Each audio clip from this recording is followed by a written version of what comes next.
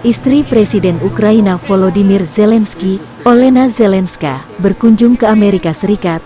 Rabu tanggal 20 Juli Ibu Negara Ukraina bertemu langsung First Lady Amerika Jill Biden dan Presiden Joe Biden. Olena Zelenska juga melawat ke Gedung Putih.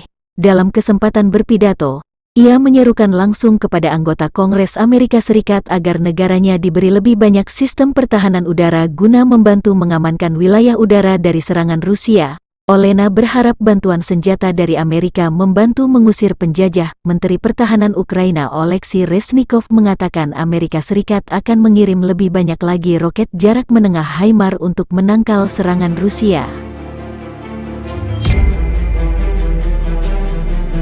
Come to Ukraine!